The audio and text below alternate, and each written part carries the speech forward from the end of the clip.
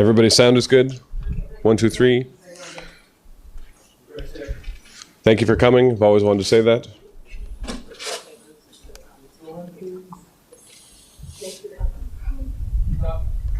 One, two, three. Test. 1, 2, 3. Un, deux, trois, quatre.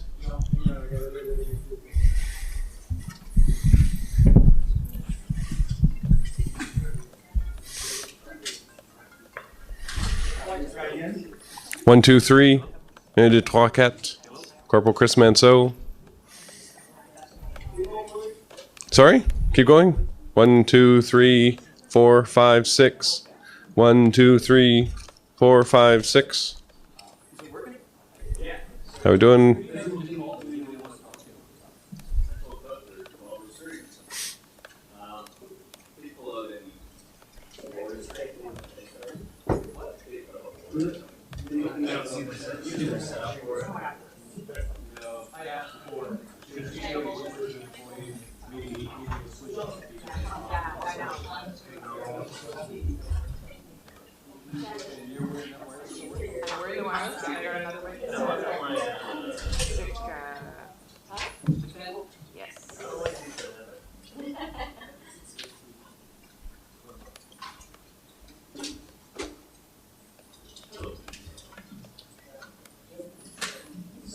Everybody good? We're doing well. Can you hear me? Thumbs up, thumbs down. Good.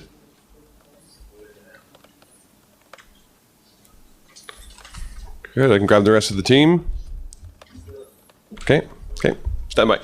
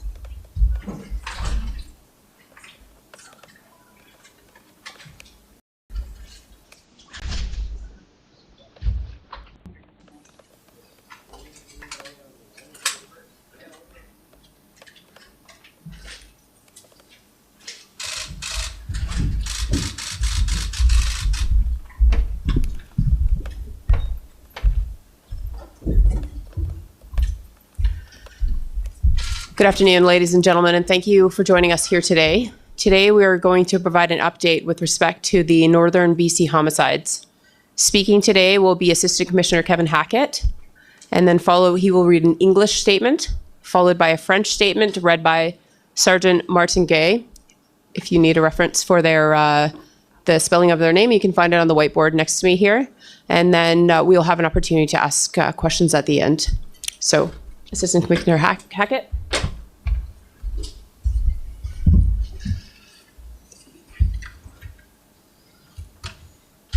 Good afternoon, everyone, and thank you all for attending today.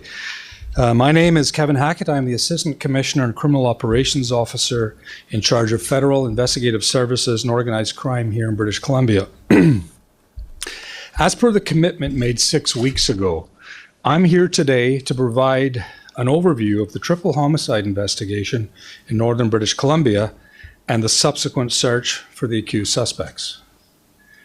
From the time that we received first the call about the suspicious deaths of the two individuals south of Liard River Hot Springs on July 15th, to the day we located the two deceased suspects almost 3,000 kilometers away in Manitoba 23 days later, significant work has been done to answer the many questions that we, the police, the families of the deceased, and many members of the public had.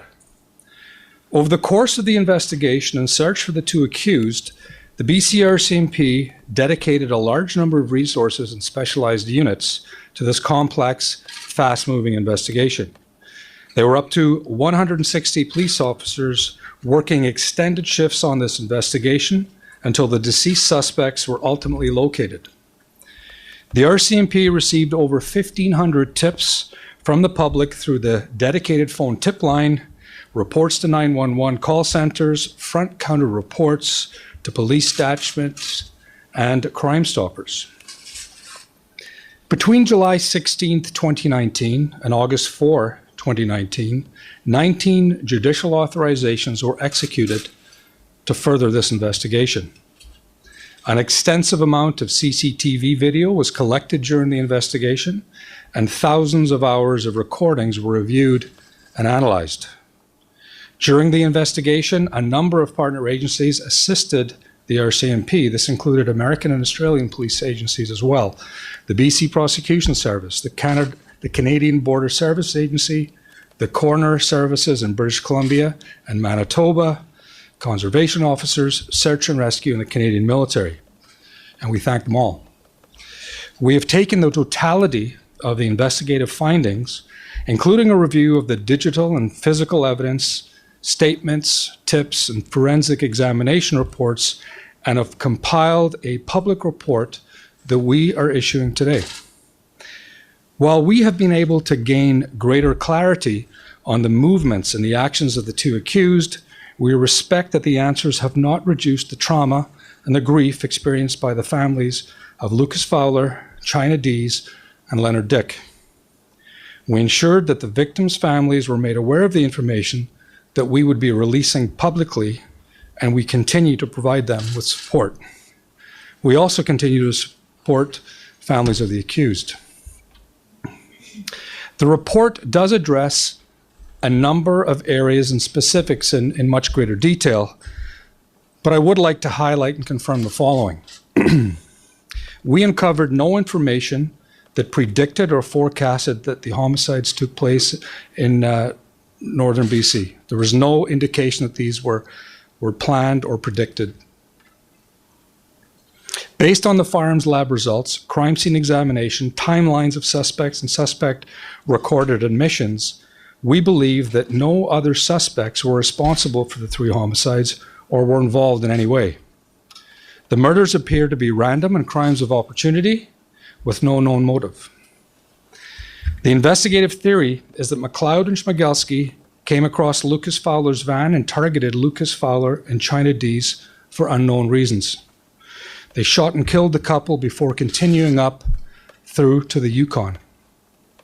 The two returned to BC days later because they were having vehicle issues and came across Mr. Leonard Dick outside of Dees Lake and shot and killed him.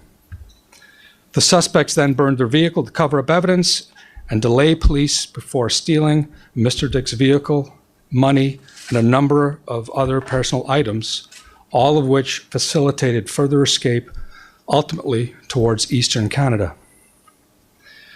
Once they reached Manitoba, they burned the stolen vehicle and attempted to continue on foot. It is believed that McLeod shot Schmegelsky before shooting himself in a suicide pact. 2 rifles were found with the deceased suspects. These rifles were examined by the firearms lab and were determined to be the same weapons used in the Fort Nelson and Dees Lake homicides, as well as their own deaths. One of the 2 guns was determined to be the same gun legally purchased by the suspects at Cabela's outdoor equipment store in Nanaimo on July 12th. A digital camera belonging to Mr. Dick was also discovered. It contained 6 videos and 3 still images. In the videos, the suspects took responsibility for all 3 murders. They indicated no remorse for their actions, as well as their intentions to potentially kill others. They also described their intent to commit suicide and their wish to be cremated. These videos do not contain any information regarding the motive behind their actions, nor do they provide specifics regarding the murders. While a number of additional facts and findings are being released today, The RCMP has chosen not to release the videos that we've recovered. The RCMP Behavioral Analysis Unit conducted a review of the videos and was concerned with a behavior called identification, which is considered a warning behavior in the context of threat assessments. The videos may influence or inspire other individuals to carry out a targeted act of violence, essentially creating copycats. In their experience, those who commit mass casualty attacks or similar acts of violence are heavily inspired by previous attackers and their behaviors.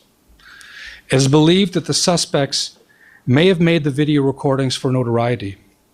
Releasing them would not only be disrespectful to the families of the deceased, who are also concerned about the impact of the release, but it could sensationalize the actions of the suspects. By not releasing the videos, we want to mitigate the potential for other individuals being inspired to commit similar acts of violence. For these reasons, the videos will not be released by the RCMP. I'd like to thank our RCMP colleagues in British Columbia, Alberta, Saskatchewan, Manitoba, other law enforcement agencies that assisted us for all the support and assistance. In particular, I'd like to once again acknowledge the RCMP in Manitoba, who led an exhaustive and challenging search in that province.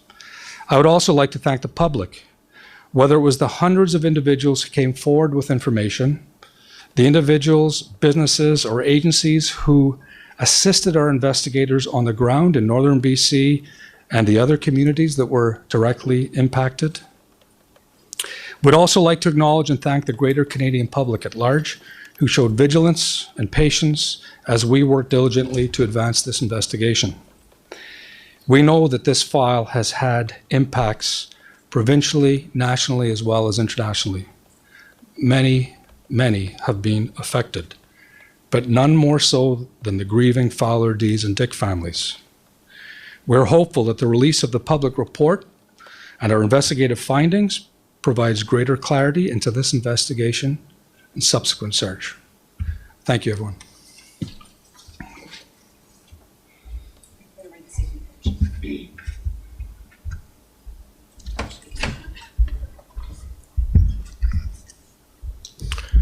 Bonjour, merci à tous d'être ici présents aujourd'hui. Je suis le sergent Martin Gay, agent des relations avec les médias pour la GRC en Colombie-Britannique. Il y a 6 semaines, nous nous sommes engagés à vous donner un aperçu des enquêtes menées sur les 3 homicides commis dans le nord de la Colombie-Britannique et des recherches effectuées dans le but de retrouver les suspects.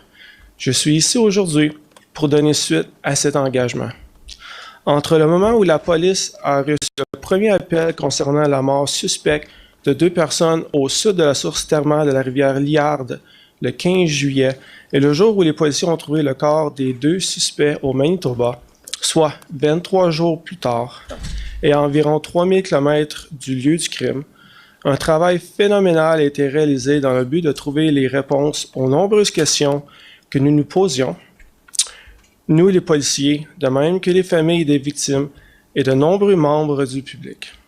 La GRC en Colombie-Britannique a fait appel à un grand nombre de ressources et de groupes spécialisés au cours de cette enquête complexe et à évolution rapide, ainsi que tout au long des recherches visant à retrouver les 2 suspects. Quelques 160 policiers ont travaillé par corps prolongé sur l'enquête, et ce, jusqu'à ce que M. McLeod et M. Schmegelsky soient retrouvés morts. La GRC a reçu plus de 1500 renseignements de la part des membres du public par l'entremise d'une ligne téléphonique consacrée à l'affaire et le rapport signalé au centre d'appel de 911 au détachement et au service échec au crime. Entre le 16 juillet 2019 et le 4 août 2019, 19 autorisations judiciaires ont été accordées pour faire avancer l'enquête. Un grand nombre de séquences captées à l'aide de caméras de vidéosurveillance en circuit fermé a été obtenu au cours de l'enquête et des milliers d'heures de vidéos ont été passées en revue et analysées. Plusieurs organismes partenaires ont participé à l'enquête, notamment les services de police des États-Unis et de l'Australie, le Service des poursuites de la Colombie-Britannique, l'Agence des services frontaliers du Canada, les bureaux des coronaires de la Colombie-Britannique et du Manitoba, des agents de conservation ainsi que des équipes de recherche et de sauvetage et des membres des Forces armées canadiennes.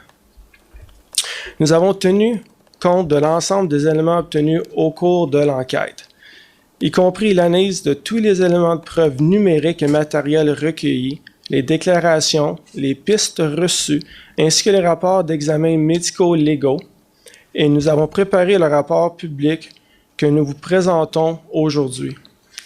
Bien que nous n'ayons réussi à obtenir des précisions importantes sur les déplacements et les actions des deux suspects, nous savons pertinemment que les réponses trouvées n'ont en rien apaisé le choc et la douleur ressentis par les familles de Lucas Fowler, de Sheena Dees et de Leonard Dick. Nous avons pris soin d'informer préalablement les familles des victimes de tout renseignement que nous prévoyons diffuser publiquement et continuons à les appuyer. Nous continuons également de fournir du soutien aux familles des suspects. Le rapport traite de façon détaillée d'un certain nombre de points de renseignement particuliers. Cependant, j'aimerais souligner et confirmer les faits suivants. Nous n'avons découvert aucun renseignement laissé présager que les homicides commis dans le nord de la Colombie-Britannique allaient se produire. Compte tenu des résultats obtenus du laboratoire d'analyse des armes à feu, de l'examen de la scène des crimes, de la chronologie des déplacements des deux individus et des aveux enregistrés par ces derniers, nous croyons qu'aucun autre suspect n'est responsable des 3 homicides ou n'est impliqué de quelque façon que ce soit dans l'affaire. Les meurtres semblent avoir été commis au hasard et seraient des crimes de situation. La théorie élaborée dans le cadre de l'enquête veut que M. McLeod et M. Schmegelsky soient tombés par hasard sur la fourgonnette de Lucas Fowler et, pour des raisons inconnues, ont ciblé Lucas Fowler et Sheena Dees. Les deux individus ont déchargé leurs armes et ont tué le couple avant de poursuivre leur route vers le Yukon. Les 2 hommes sont retournés à Colombie-Britannique quelques jours plus tard en raison d'ennuis mécaniques. Ils ont croisé Leonard Dick à l'extérieur de Dees Lake et ils l'ont tué par balle. Les suspects ont ensuite mis à feu leur véhicule afin de dissimuler toute preuve susceptible de les incriminer et ainsi retarder le travail des policiers. Puis, ils ont volé le véhicule, l'argent et certains effets personnels de M. Dick. Ces biens ont tout permis de faciliter leur fuite vers l'est du Canada. Lorsqu'ils sont arrivés au Manitoba, ils ont fait brûler le véhicule volé et ont tenté de poursuivre leur chemin à pied.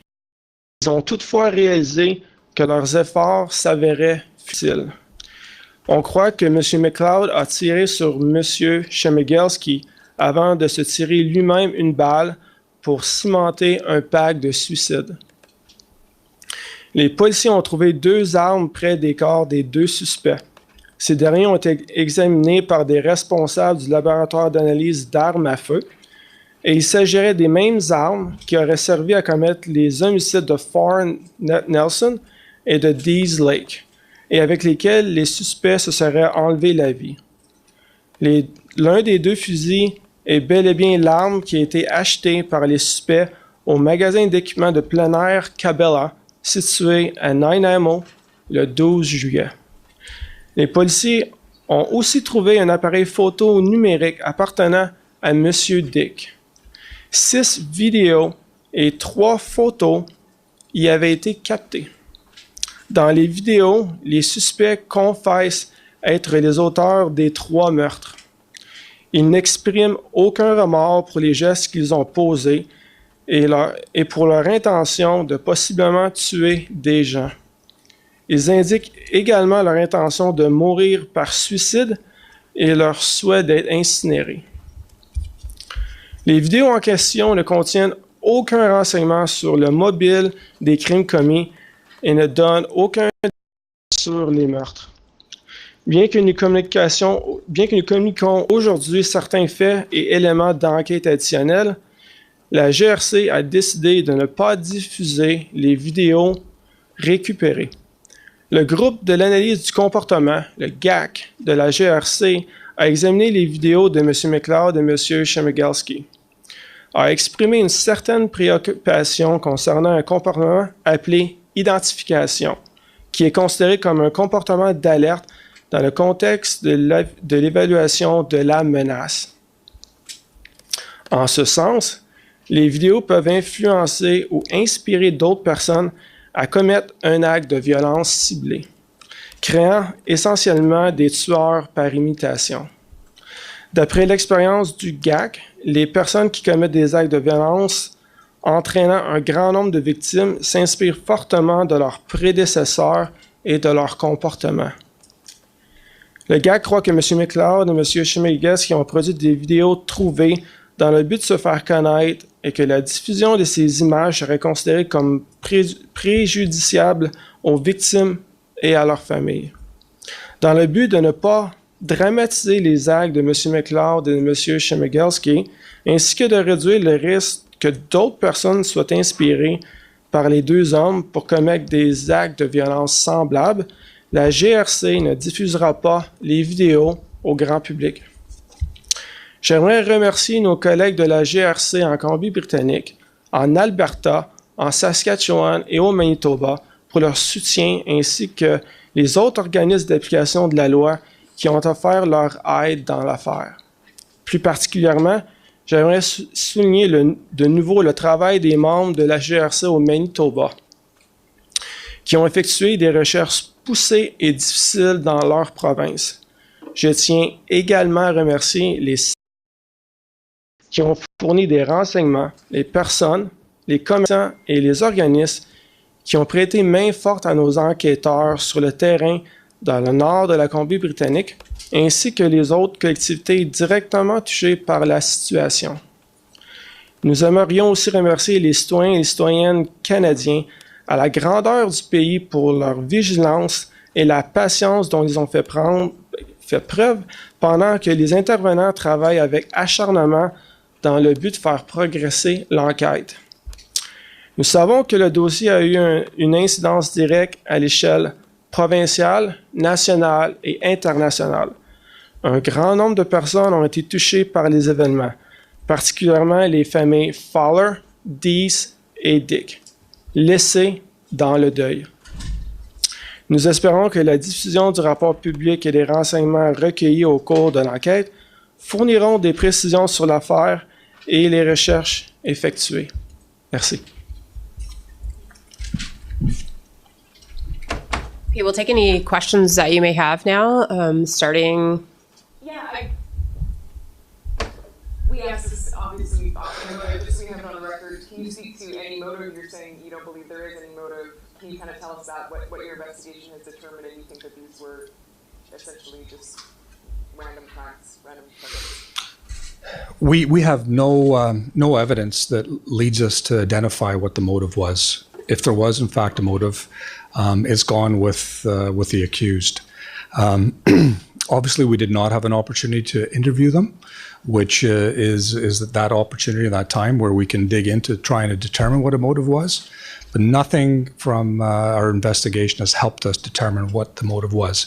The fact that we had the video was another opportunity for us to learn a little bit more about a potential motive, and that did not help us in that regard either. And can you speak, because our viewers won't be able to see it, but can you speak to the video? You're saying they appeared unremorseful, unrepentant. Can you tell us about how they behaved on the videos?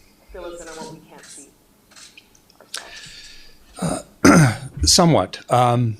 Again, for the reasons why I don't want to show the videos, and we've determined not to show the videos. But we're cold. Matter of fact, their attitude, frankly, from my observations, was not consistent with someone who was responsible for the type of violence offenses that they took responsibility for. And Daryl's had a good point. Do you think notoriety might have been the motive? And you're saying that's part of the reason you're not going to release these videos. Could that have been a motive too? And that's one of the reasons why we just don't know. And if it is, we want to err on the side of caution, because public safety is absolutely the most important thing for us, and we would not want to contribute to any other similar acts.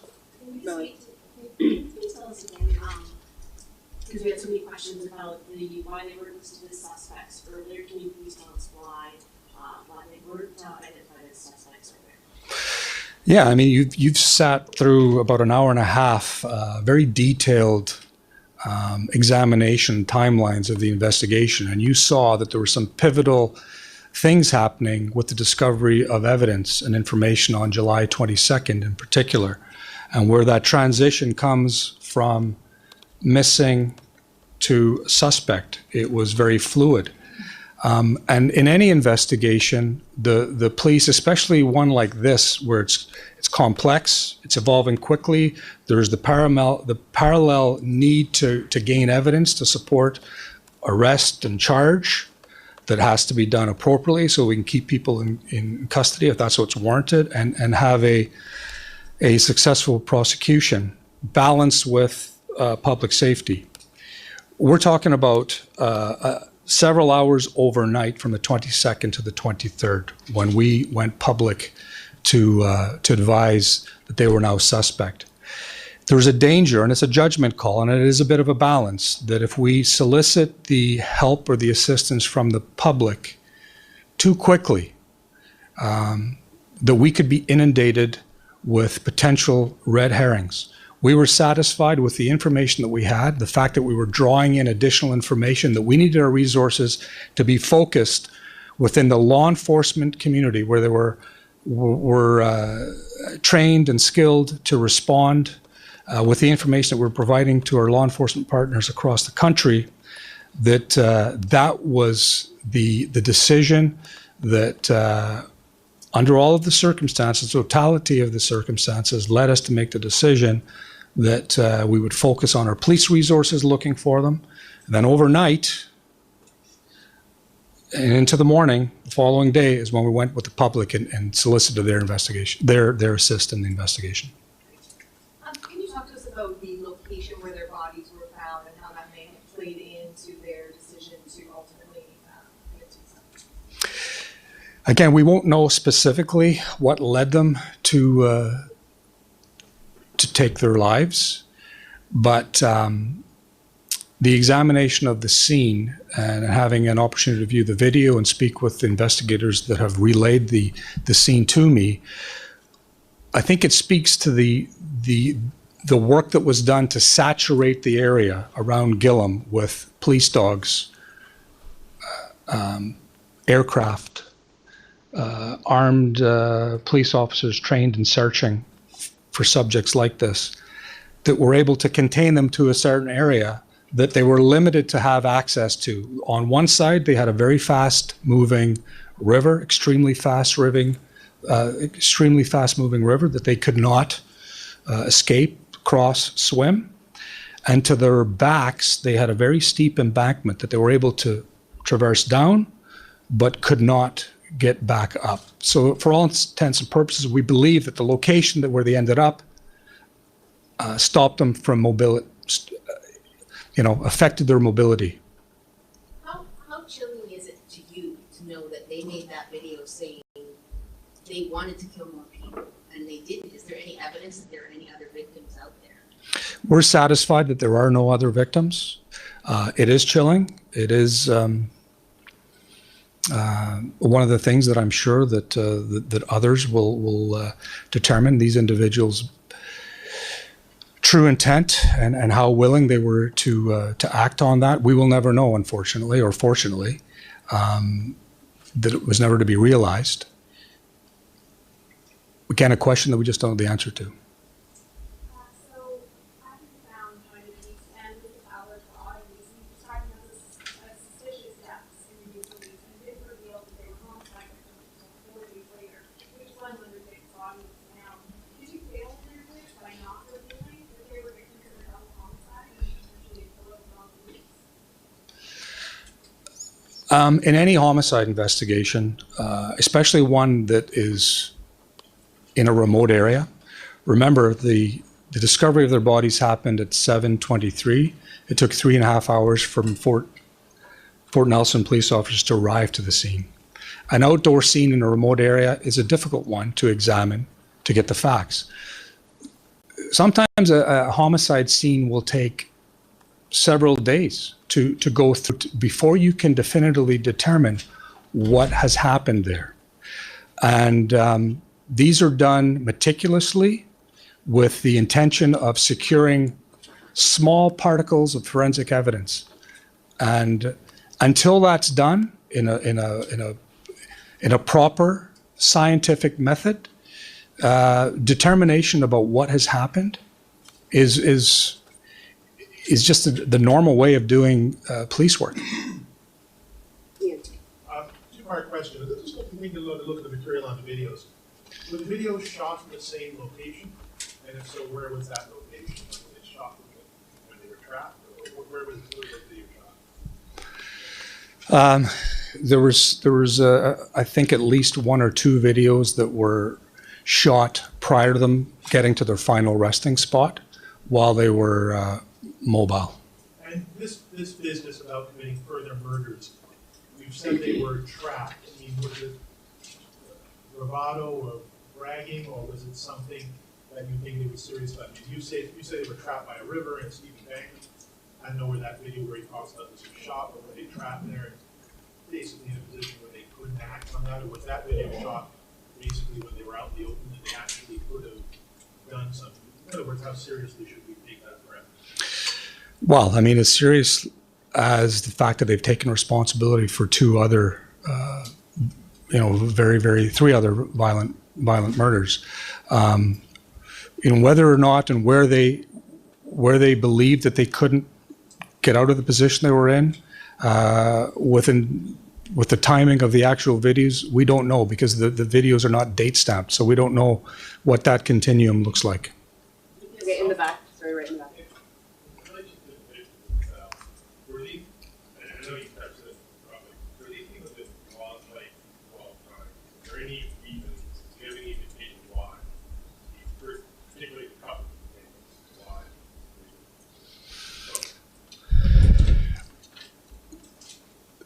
There's no real clear understanding of why they were ultimately chosen, if that's the word, or targeted, or became the victims, other than the fact that they were at the side of the roadway.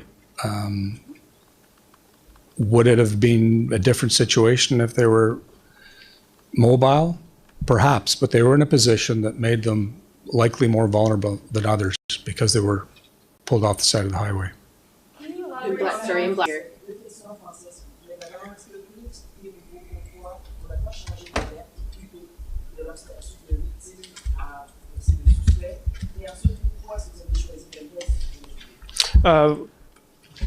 Vous avez mentionné victimes. Est-ce que vous parlez de personnes disparues? On parle des suspects? OK. Selon l'information que les enquêteurs avaient au moment, M. McLeod, M. Schmegelsky étaient considérés comme des personnes disparues et potentiellement des victimes additionnelles de ces meurtres-là. Durant l'enquête, à force de procéder les scènes de crime, l'information qui a été reçue, telles que vous avez vu durant notre petite présentation avant, sont devenus des suspects. À ce moment-là, l'équipe d'enquête s'est rassemblée, ont pris la décision le lendemain, quelques heures plus tard, d'aviser tous les corps policiers afin de retrouver M. McLeod et Schmegelsky. Donc, on parle aussi d'une question d'heures jusqu'à temps que les corps policiers ont été avisés qu'ils étaient devenus des suspects. Et puis par la suite, c'était rentrer en communication avec les procureurs de la Couronne afin de sécuriser des charges criminelles de meurtre afin d'appréhender nos suspects. Pour la vidéo, comme l'assistant commissionnaire a mentionné, selon notre des professionnels en psychologie et puis notre unité des sciences de behavior, malheureusement, on a une crainte que si on diffuse ces vidéos-là, ça pourrait amener d'autres personnes à commettre soit des crimes similaires ou d'avoir un comportement semblables. Donc, pour prévenir d'autres personnes de pouvoir les copier et puis aussi pour respecter les familles, la GRC a décidé de ne pas diffuser ces vidéos. Merci. Yeah, absolutely. Est-ce qu'on risque d'un jour avoir une raison des motifs de ces crimes? Pour l'instant, selon l'enquête, on n'est pas capable de déterminer un motif de ces meurtres-là. Il y a plusieurs théories. Malheureusement, les vidéos, l'examination des scènes de crime peuvent pas déterminer avec certitude la raison. Ça pourrait être un crime d'opportunité. Il y a plusieurs motifs qui pourraient être raisonnables, mais pour l'instant, on n'a aucun motif définitif. Merci. We talked about them recording intentions to commit more murders, and it sounds like at least one person may have had a close call when you talk about a crime of opportunity, the driver who pulled over for a nap. Can you elaborate on that? You told us off camera, but can you tell us about that on camera? And just what the witness saw and reported. Yeah. I know it was gone into detail with the primary investigator and the team commander in that opportunity a little while ago, and I don't want to misrepresent I don't know the details in any great in any more detail than's outlined in the report that you have. Okay. I'm sorry, I just don't have that in that detail. But you mentioned that there had been an escalation in the violence of the crimes. You can talk about that. Well, again, not knowing exactly what's in the mind of the individuals and whether it's some type of a predetermined, planned escalation. What we can say is that there was a marked difference in the amount of violence that was used in the Fowler D's homicides, and then the subsequent killing of Mr. Dick. Right. Okay. And they were in touch with parents talking about vehicle problems. You can kind of elaborate on those interactions back. I can't elaborate in too much details. The investigative team will have the details and the content of the discussions they had with the family, but I do know that the suspects, as they were traveling, had regular contact with family members, providing updates about where they were, what they were doing, what their intentions were. Again, all indicative of the beginning when you consider that they had no criminal record, no adverse police contact, were in regular contact with their family. That led us to the belief they were young, that they had perhaps been victims themselves. But they were having vehicle problems, so right? That was Yes, that's correct. They did indicate to their family that they were having some vehicle issues. Could you reiterate again or elaborate the primary evidence that ties all these crime scenes together? You spoke in depth about example and types of casings that were found and just that evidence. The primary evidence. I mean, I'm not going to get into all the evidence. It's pretty well articulated in that document. But the most significant piece, obviously, is the weapons, the rounds being fired, the ballistic evidence, and then the seized. Obviously, the fact that we've recovered weapons that match the ballistics of both crime scenes. The fact that the individuals were seen in a vehicle matching Mr. Dick's vehicle through the video. Again, we didn't have an opportunity to confirm that until we recovered the burnt vehicle and examined the vehicle identification number. And this is a second question here. Obviously, this is a complex case that across multiple jurisdictions and span east. Is there anything you would have done differently? Good question. I mean, and that's something I spoke of last time, is that when we have these opportunities to work through files like this, investigations like that don't come across very often, thank God, is we plan to look in the near future on, are there lessons learned, what can we do differently? We know from this investigation early on, because of the remoteness of it, and I think we alluded to some of that in detail in the previous technical briefing, that when you're trying to ferry up investigators from the Lower Mainland or from Prince George, having them have communications, satellite phones, computers that can work because of the remoteness, are all issues that we struggle with in remote areas, and every jurisdiction will struggle with that. So we'll look at ways that we can ensure that we have quick access to the tools, which, and I'm not saying we didn't in this case, but it's something that we will look at to enhance the communication. One of the things here that we know as a best practice is that we conducted regular wellness checks with our members to ensure that being that far away from home and their usual workspace, we ensured that we had resources that could come in and provide relief so that the momentum of the investigation did not fall behind what was required in something like this when we're dealing with serious offenses. So those are all things that, not a lesson learned negatively, but a lessons learned to say, well, that was good. And the feedback from the critical incident debriefs that we've conducted has shown that we need to continue to do that, to have the appropriate number of resources for relief, et cetera. And there's one last question for Alexis. Based on what you now know about the timeline, have you got any idea why they picked Superman with his Fowler and his American girlfriend? And also any idea what happened in those moments leading up to their van being shot out? Again, it's very difficult. As police officers, we follow the evidence. We look at the evidence. We have investigative theories, but we always base the theory on the evidence. And this is one of these things where we talk about a crime of opportunity. Do all the factors come together at a specific time? The location of the accused, the location of our victims, and those lines crossing and interjecting. And this appears to what we have happen here. How frustrating is it after all this to not know the motives?